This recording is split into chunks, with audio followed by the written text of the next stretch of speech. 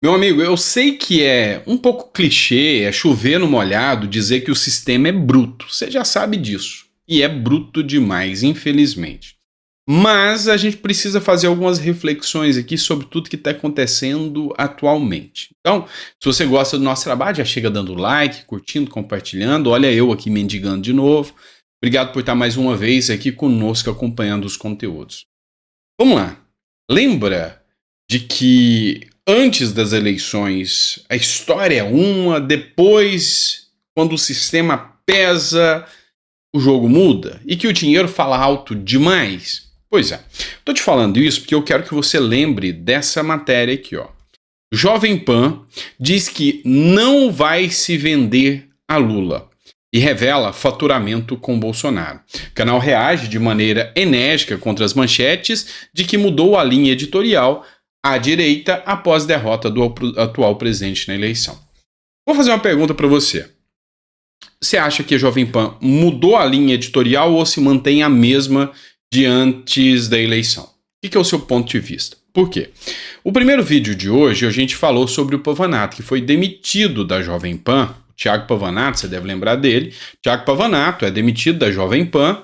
E aqui tá o Thiago Pavanato. O que aconteceu? A Jovem Pan demitiu o apresentador Thiago Pavinato e o comentarista Rodolfo Maris na terça-feira, após a apresentação do programa Linha de Frente.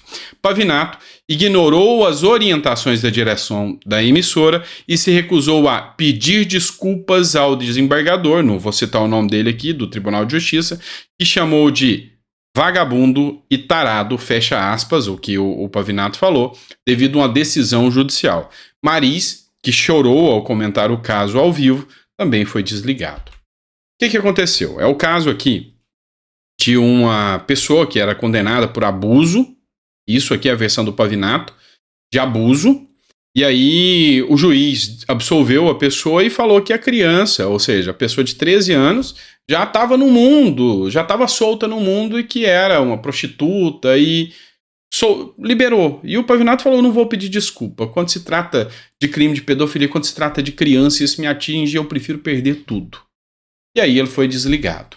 Mas isso eu já falei de manhã com vocês. O ponto agora que a gente vai discutir é o sistema é bruto, para não falar outra palavra, tá?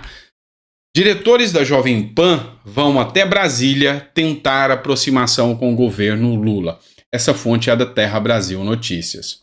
Diretores da Jovem Pan fizeram na semana passada reuniões em Brasília, com políticos e ministros ligados ao presidente Lula. A ideia é tentar sinalizar que o canal de notícias da TV paga atenuou sua linha editorial e estabelece uma relação mais cortês com o atual governo federal. As conversas são lideradas por Marcelo Carvalho, vice-presidente da Jovem Pan e irmão de Antônio Augusto Amaral Carvalho Filho, o Tutinha. Pois é. Deixa eu explicar uma coisa para vocês. E aqui é para você parar de acreditar no Papai Noel, tá? Empresa de comunicação, sistema de comunicação, ela é uma empresa. A empresa visa lucro. Lucro.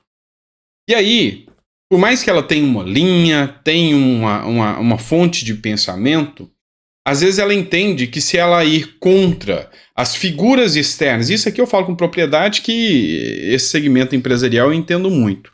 As figuras externas, ou seja, o extra-ambiente de trabalho empresarial, o que vem por fora.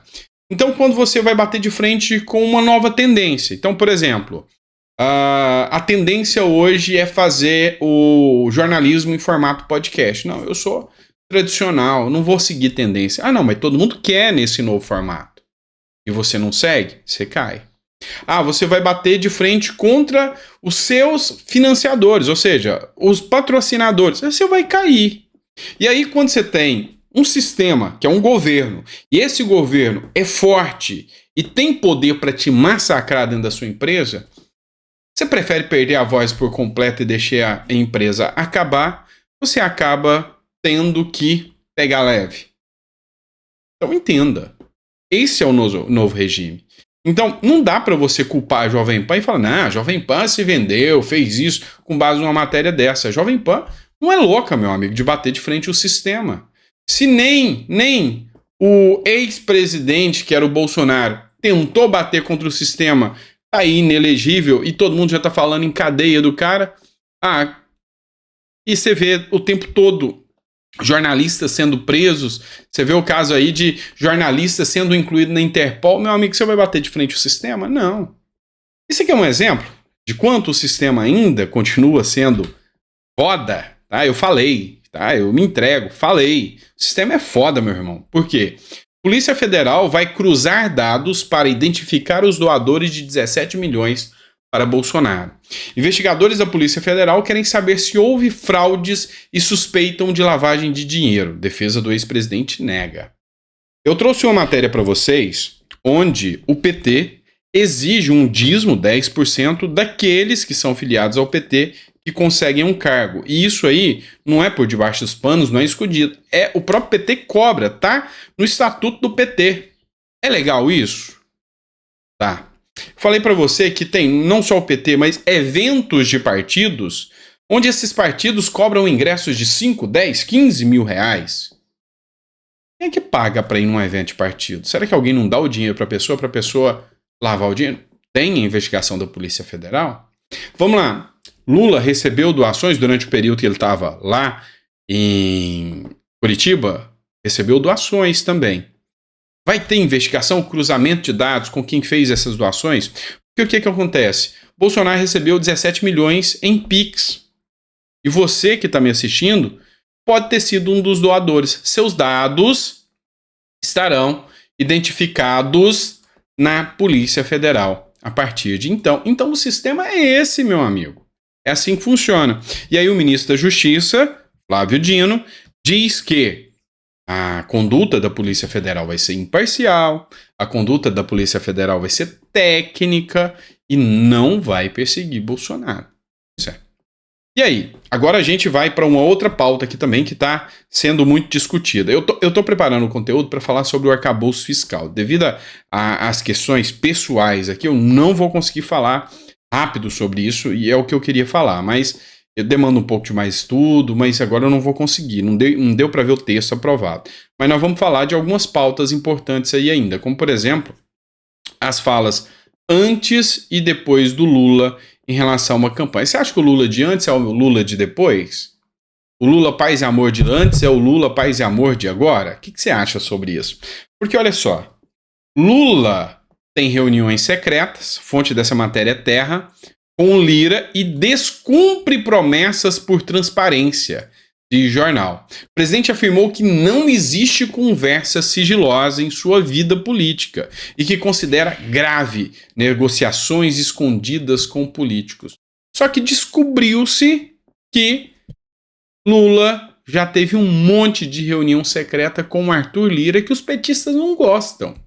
Ele não só falou uma coisa antes da campanha e fez outra depois, ele não só fez isso, como fez com aqueles que quem o elegeu, a turma dos petistas não gostam. E aí, matéria da G1, da Daniela Lima, Lira a aliados. Lula sabe que errou ao montar ministério. E aí o Lira, sabendo muito bem como que está funcionando o sistema lá dentro, o Lira falou que fez uma análise dos ministérios e falou que os ministérios do Lula são péssimos. E que esses ministérios não têm diálogo, que Lula colocou gente que não é técnica, que Lula colocou gente que não sabe de nada lá dentro. Lembra que o Bolsonaro, a promessa de campanha foi que ia colocar gente técnica, e colocando gente técnica, ele ia conseguir entregar o Brasil no azul e não no vermelho? Pois é, a turma que o Lula já colocou lá dentro já começou a fazer os seus rombos aí. Tanto é que a aprovação do arcabouço fiscal teve coisa que foi retirada porque o Lira não admitiu e falou: Lula, tá gastando demais. Está na hora de parar. Senão, vai repetir Lira e Cunha. Ou seja, vai ter impeachment do Lula, segundo o Lira. Tá? Ou seja, está gastando demais. Vamos ter que fazer igual Cunha. Tem que pegar leve. E a gente está com risco grave da economia. Não dá certo.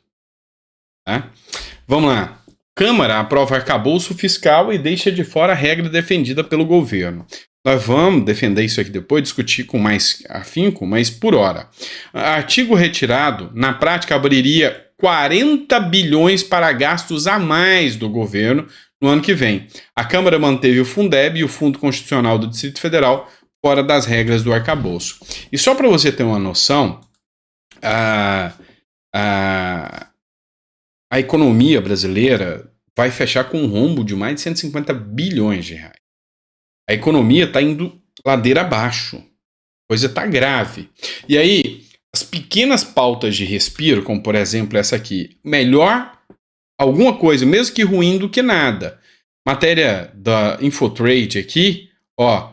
Ibovespa sobe acima dos 17 mil pontos após a aprovação de arcabouço fiscal e de olho em BRICS. Pois é, o Lula também falou que vai deixar de usar o dólar e agora só vai negociar com a moeda chinesa utilizando através dos BRICS, que o BRICS pode se tornar maior do que o FMI, que é o Fundo Monetário Internacional.